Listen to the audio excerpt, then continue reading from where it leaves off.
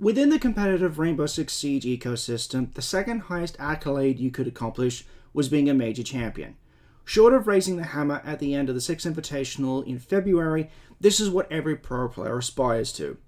Once upon a time, you had 3 chances to claim the title for yourself and your team. When Blast took over as the main tournament organizer in 2023, the amount of majors per year will drop down to 2 to coincide at the end of each stage, which had also dropped down to 2. This was seen as a positive move, so players and staff could have more time to prioritize their mental health and take a much needed respite in between stages. However, late in 2024, it was revealed that we were only getting 1 major per year to be held in November, despite still having 2 competitive stages.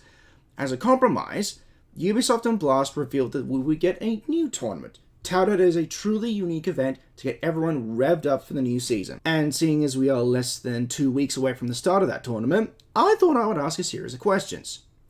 What the hell is Reload? How does it work? Do we actually need it? And why is it tied with one of the more divisive changes to come to the Siege ecosystem going forward? So the first question, what is Reload? That's pretty straightforward. Reload is the seasonal kickoff event that takes place in May as a replacement for the August Major. Designed to be a showcase event for the upcoming season, Reload offers fans a taste of what the new season holds for Siege, whether it be a new meta shift, new roster changes, etc.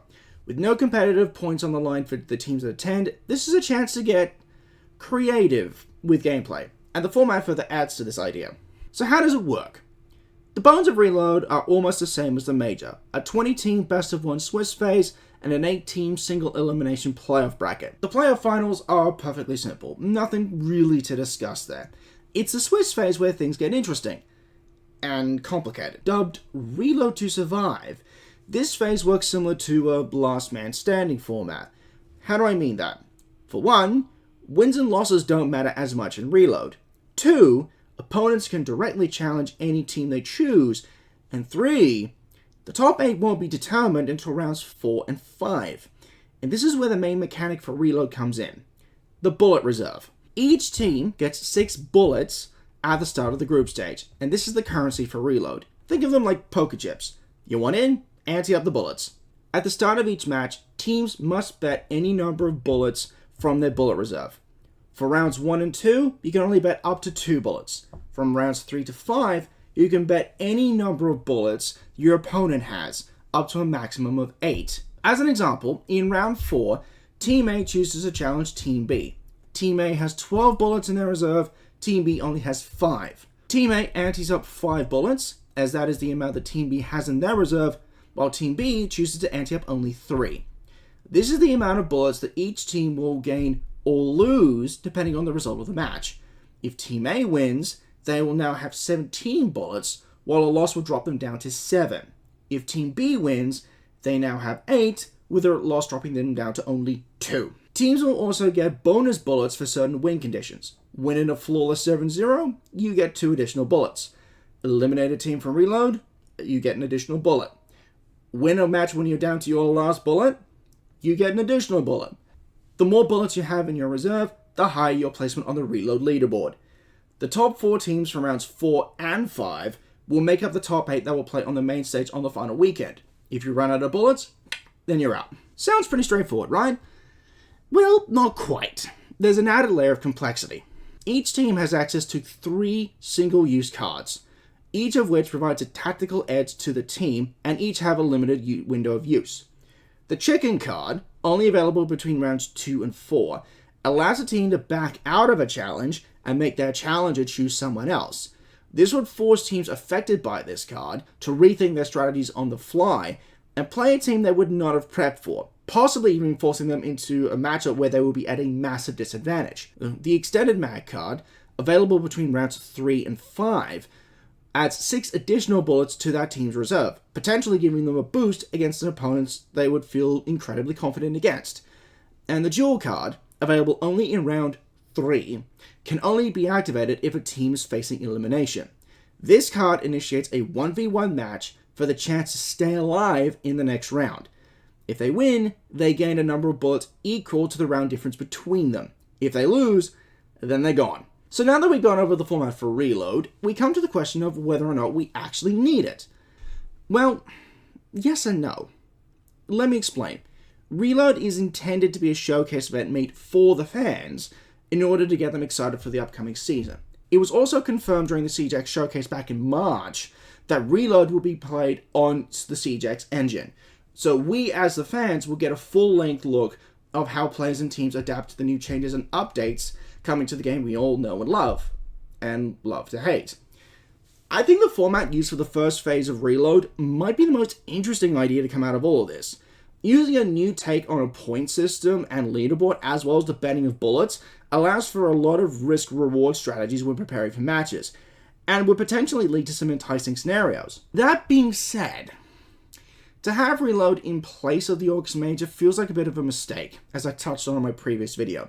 It takes away a chance for teams who do well in their respective regions to test their mettle against the rest of the world in a LAN environment, and also for inexperienced players to get some much needed or deserved time internationally. The other problem is that not a lot of people seem to be taking this seriously. Not in the way I feel it was intended, more like no one seems to care for it. Now, this could just be a symptom of it being a new piece on the Siege calendar, or more likely, it being a replacement for a major, but it wasn't met with a hell of a lot of fanfare within the wider Siege community, at least according to the people I've spoken with about this. However, this could potentially backfire in a way that Ubisoft and Blast wouldn't have seen coming, and that is Reload taking precious prep time away from Stage 1 and possibly handing the rest of the teams in their respective domestic leagues a slight advantage in terms of time and preparation.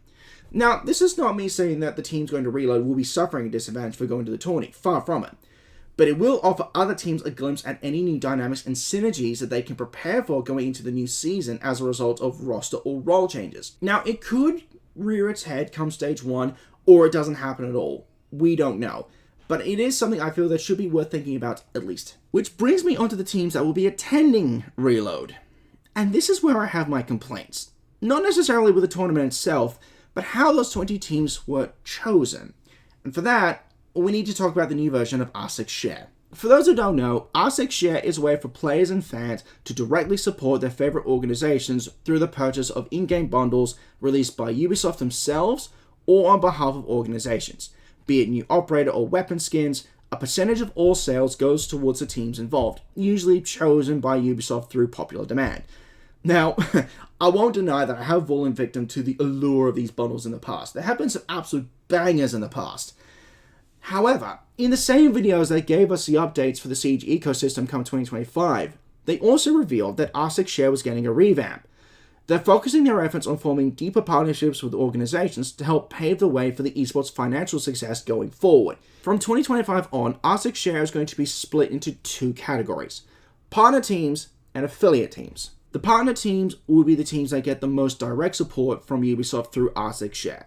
Through a lengthy and rigorous application process, these 20 teams were chosen for their organizational stability, revenue potential, and popularity. It's these partner teams that will be attending Reload in a couple of weeks, and these will be the teams that release new organizational bundles in the Siege store. Through this, we have also been promised new in-game items to go along with weapon and operator skins and backgrounds. We have also been promised new character portraits and drone skins, as well as the return of team weapon charms. The split between the regional leagues is dead even, with 5 teams apiece. So let's quickly go over them. Well, when I say quickly, the South American League is actually the only region where I don't have a problem with any of the partner teams anymore. It's exactly who you'd expect. FaZe Clan, Team Liquid, Furia, W7M, and new organization Loud, who picked up most of the Raza Company Academy roster who made top 6 at SI earlier in the year. All of these teams are popular choices, so it makes total sense as to why Ubisoft chose these 5 teams as the partners for SAEL. I will also say that Fluxo was originally announced as a partner team for 2025, but when the org was acquired by W7M, their partner slot went to the Bulls. Which is why I say I no longer have a problem with the SAL partner teams, because it didn't make sense to pick Fluxo over, say, Ninjas in Pajamas or Black Dragons. But order has now been restored. The same can't be said for the rest of the regional leagues. Euro's partner teams mostly make sense in one form or another. Either they're a popular legacy team, or they have the financial stability needed to make partner. BDS, G2, Team Secret, and Fnatic are all storied and popular teams, so I don't have any problems with those 4 teams being part of the partner program. However, I have my issues with Team Falcons, even with the former roster and support staff of BDS as their new roster. Putting my own biases aside, this still doesn't feel right, especially since they are effectively backed by the Saudi Arabian government. If you know your geopolitics and political history, then you know exactly where I'm getting at, and that is the last I will say about that. Even if we were to take that out of the equation, we still have more established teams like Wolves and Virtus.pro that would have also been viable candidates, particularly the Wolves, who also field a team in the English Premier League. So it boggles the mind why Falcons were selected over those two. As for the APL, well, this one gets a little bit finicky. With 3 separate subdivisions, the balance of partner teams is always going to be somewhat skewed. Any APAC fan worth their salt would know that. However, the balance of teams here doesn't really seem fair to me, if I'm being honest. See if you can spot something as I name the partner teams for the APL. FearX, PSG Talon, KAG Osaka, Scars, and Elevate. Yep, 4 of the 5 partner teams came from one subdivision. And what's more of a kick in the guts is Oceania didn't even get one. Now, FearX, KAG Osaka, and Elevate, I do understand. They have been in the scene for donkey's years, in one form or another in terms of FearX. PSG Talon, while not as tenured as those 3, also makes sense purely because of the size of the org and sudden popularity with recent results. Scars is the one that doesn't make sense to me, because, well, let's face it, they've been crap. Now, I know what you're going to say. Well, they are the only APAC team that made the main stage of a LAN event, and you would be right. 2 years ago. And they haven't been able to repeat that since. And what's more damning? In the last 2 Six Invitationals, Scars were only able to win 2 maps out of 10. And both of those were in SI 2024. 2 maps in 8 matches. What? It wouldn't be hyperbole for me to say that Scars are slowly becoming the new Cyclops, because even they were finally able to get their act together and make it into the playoffs at SI. It may have taken them several years, but they finally did it! Scars can't even claim to have come close to making the main stage in the other 3 majors in the last 2 years. Yet we've had teams from Oceania that did get close and were overlooked. The fact that no team from Oceania got selected for the partner program kind of speaks volumes to Ubisoft's faith in the region's stability. Yet there is potentially a world out there where we did get one partner team and the region does stabilize because of it. This could be my bias as an Oceanic fan talking, but I do genuinely believe that we do deserve to have a team we can throw our support behind, because we haven't really had one for a few years. And now we potentially have 2 or 3. And now for the one I deliberately saved for last, because I have the most to say about this. The North American League partner team selection is probably one of the more controversial choices to come out of this announcement. Not just in who was picked, but who was also left out. Dark Zero and Space Nation Gaming I don't have any problems with. They've been pretty consistent over the last few years and have had some pretty solid results, especially internationally. M80, I was initially thinking, oh, you gotta be shitting me. But with the new roster that was announced, as well as Fabian now being their coach instead of Bodega, I'm willing to jump off the hate bandwagon and give this org a chance. It's the last 2 teams where I get a little bit more dubious. Wildcard is probably the one team where I might be swayed if the right argument is made, because the only reason I can think that they were chosen as a partner team is because of their financial stability, thanks to Kickstreamer Amaranth being co-owner of the org. Now, I will concede they had some success when they were in APAC South back in the day, even qualifying for the 6th Invitational in 2021, despite not being able to attend. Thank you, Australian government. But since they joined the NAL back in 2023, they haven't had that same success. And their new roster doesn't exactly leave me with a lot of hope either. But by far the biggest WTF partner team selection is Cloud9. The same Cloud9 who, back when they were in APAC North, departed Siege back in mid-2021, came back 3 years later, merged with Beast Coast, which just won the Manchester Major, seemingly not lift a finger to support the remaining players and staff after BC was bought out and acquired by M80, and now they're a partner team? How in the ever-loving fuck is that fair? This is the same org who let Hot and Cold, Spirits, and Gavini scramble to fill out the rest of their roster for SI after Gunner and Diffuser joined M80 mere days before SI's roster lock. And to rub salt in their wounds, Cloud9 was like, nope, we ain't repping you at SI. Now look, I know I'm only an outsider looking in to what goes on in the business side of esports. I get that. But from where I'm standing, it is not a good look to have an org who was supporting a team even fractionally suddenly pull stakes when shit hits a fan, then come crawling back and get led into the big boys club. And to cap it off, Sonics, who is one of the most well-respected and long-standing orgs in North America, directly pulls out of Siege because they felt slighted over their non-partner selection, transferring their competitive license to Super and his players, who now find themselves on Shopify Rebellion. I would go so far as to say this is the biggest misstep from Ubisoft in this regard, as one of the most recognizable and beloved orgs from North America is gone, because they feel they were snubbed from a partner spot they deserved. Moving on. The affiliate program is the other side of R6 Share. They don't receive direct support from Ubisoft, but they are still supported financially. How it works is a percentage of all partner team and esports bundles will go towards a pot that all affiliate teams will get an even share of. This then goes towards orgs to help fund their operations, which sounds like a good compromise for teams that don't make partner, but are still popular enough with fans to get support this way.